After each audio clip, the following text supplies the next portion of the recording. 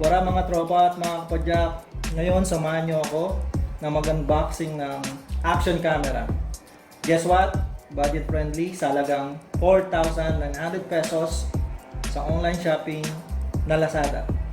Nag-place ako ng order nung second week ng July, so dumating sa bahay halos 7 days from overseas, Shenzhen, Hong Kong, at ang seller ay AKASO Official Store. Ito siya. Okay. Legit seller, brother, yung mga products niya. So, secured yung packaging dahil yung bubble wrap niya is high quality. Ito siya. So, tinanggal ko na siya sa plastic. Still, nakaseal pa rin siya. So, hindi ko pa talaga siya binubuksan. So, hindi ko pa alam kung ano yung what's in the box. Come on guys, tulungan niyo ako.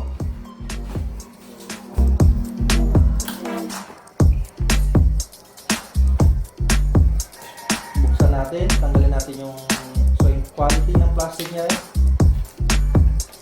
is talagang matigas din.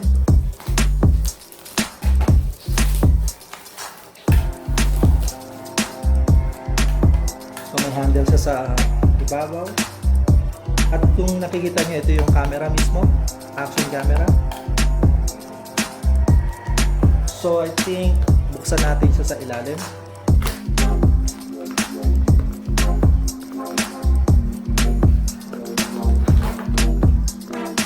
At hilangin. Hindi siya, matibay talaga. So dito tayo magtataga sa ilalim. At ito na siya.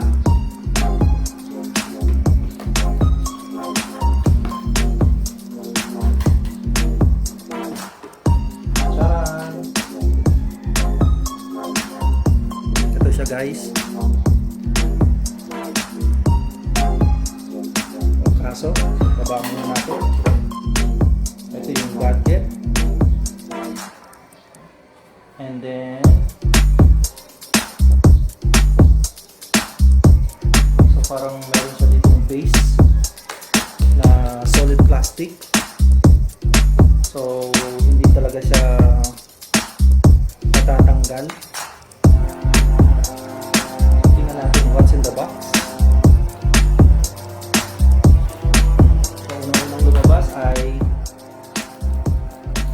yung parang wristwatch na remote control. Yung sinasabi nilang remote control based dun sa hardware included niya. So ito yung parang case or housing o protector ng gadget mismo. This one, parang tools siya. At ito naman ay para siyang pang mount.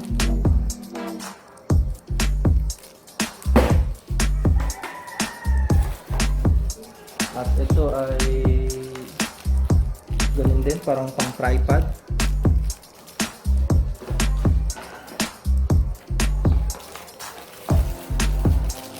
So ito yung parang strap niya. Ito naman yung battery.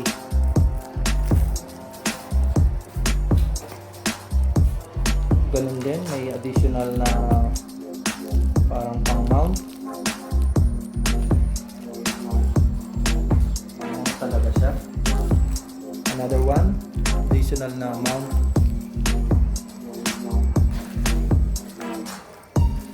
This one, I think this is for the helmet mounting.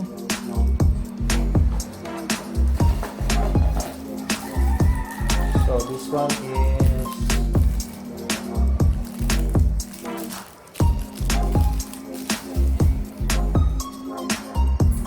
I'm sorry, ito pala yung charging dock.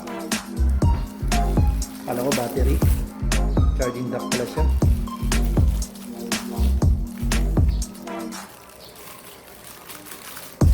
Ito naman ang battery niya.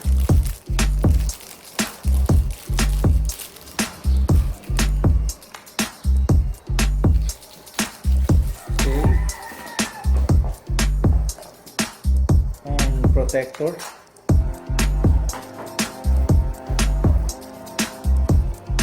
This one is parang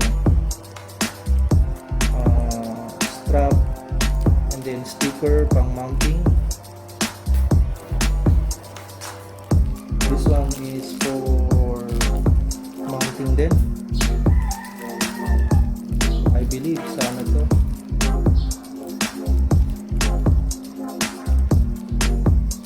Sa helmet. And this one is pang lock lang siya. Bonus. And pang mounting din. And then additional battery. Cloth para sa gadget. Siyempre yung manual. At ang last na lumabas ay yung USB.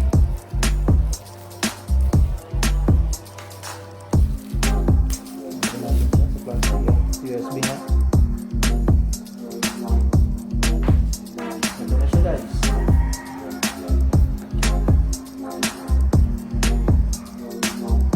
At itong mga nakikita nyo, yan yung parang accessories na kasama sa what's in the box ng AKASO V50 Pro. So ayan,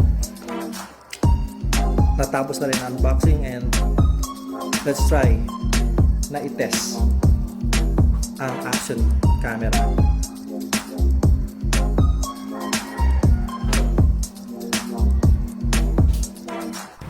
By the way guys, ang AKASO Action Camera V50 Pro, ang highlight specification niya ay integrated wireless network at may definition na native 4K.